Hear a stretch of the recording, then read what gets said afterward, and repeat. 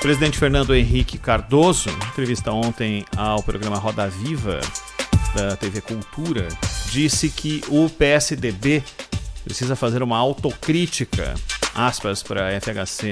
Não dá mais para fechar os olhos. Mas só agora, Cláudio Zaidan, demorou para se falar em autocrítica no PSDB. Aliás, que partido político já fez autocrítica, hein? Pois é, e além disso, essa ideia o Fernando Henrique fala que não dá mais para fechar os olhos. Mas ele precisa dizer fechar os olhos para o quê? Porque veja o caso do Aécio. O Fernando Henrique, Ronald, ele foi muito grato, ele é muito grato ao Aécio, pelo seguinte: na avaliação dele, pessoal, né? Não foi uma avaliação partidária ali, tanto na campanha do Serra, ou nas duas campanhas do Serra, quanto na primeira campanha do Geraldo Alckmin, eles quase não valorizaram o governo Fernando Henrique, não é? Havia aquelas menções ao Plano Real, tal, que a gente sempre lembra, na verdade, começa no governo Itamar Franco, né? O Fernando Henrique, até aquilo é o grande cabo eleitoral dele, foi o Plano Real, e teve aquela época da URV, etc. E depois uma espécie de dolarização e tal, mas um processo que acabou sendo bem sucedido no combate à inflação, problema crônico do Brasil. Mas o Aécio, quando foi candidato à presidência, e teve até uma votação alta, né, no segundo turno ali com a Dilma, o Aécio sempre mencionou positivamente os dois mandatos do Fernando Henrique. E o Fernando Henrique ficou muito grato por isso.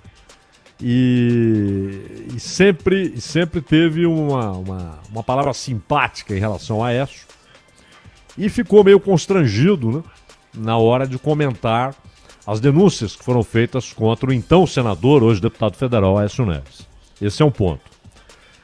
O segundo ponto é que também há coisas que vêm lá do governo Fernando Henrique. Nós já citamos aqui a náusea, a questão da não correção da tabela do imposto de renda. A própria CPMF, que começa como algo anterior ao Fernando Henrique, mas que começa para ser uma fonte de financiamento para a saúde e depois cai no caixa comum. A maneira como parte das privatizações foi feita, parte. E a própria reeleição. Ele agora é um crítico da possibilidade de reeleição, mas o fato de ele ter se beneficiado da mudança constitucional, faltou ali generosidade, faltou desprendimento para dizer vai valer a partir do próximo, não é? E não valerá para mim, vai valer a partir do meu sucessor. E porque há muitas coisas. O Fernando Henrique, claro, sabe que quando ele fala partidos morrem, porque o MDB, na época PMDB, por exigência lá dos tempos do Golbery, né? O Golbery falou que todo partido tem que ter um P e, obviamente, essa exigência já desapareceu, tanto que voltou a ser MDB. Mas foi um momento em que o Quércia tomou as rédeas do PMDB. E aí aquele grupo de descontentes, dissidentes, que percebiam que estavam sendo atropelados ali, né, pelo trator político do Quércia, eles resolveram fazer um novo partido.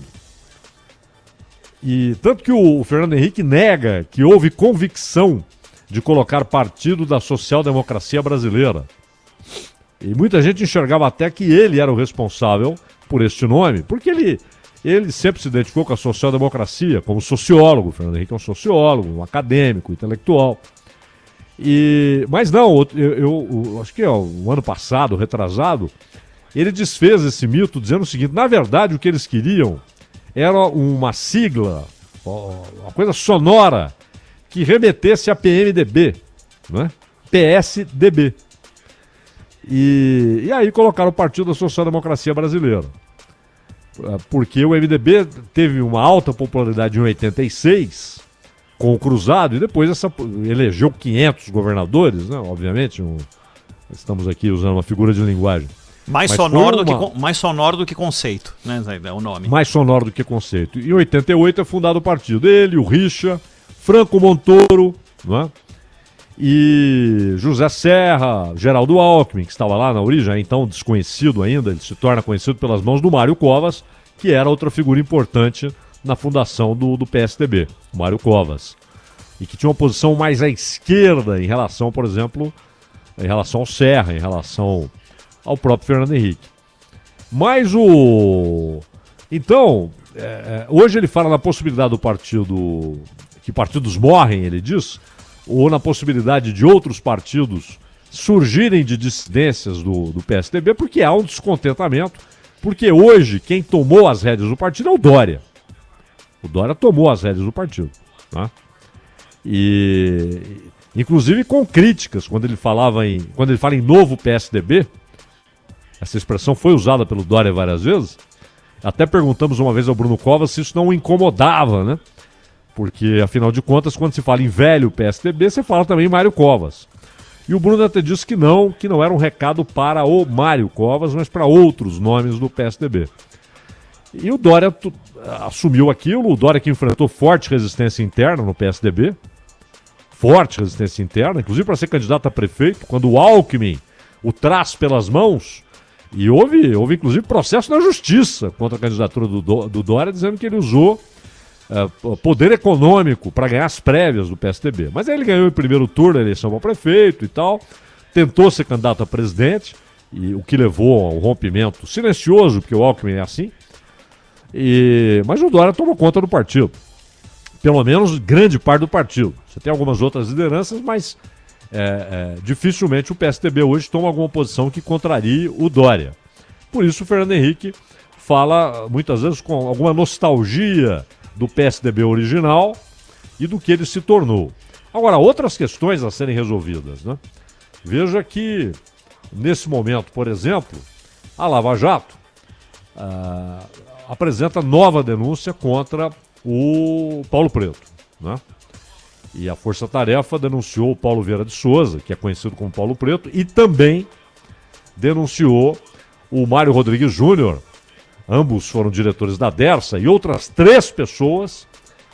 E a denúncia fala numa lavagem de 10 milhões e 800 mil dólares.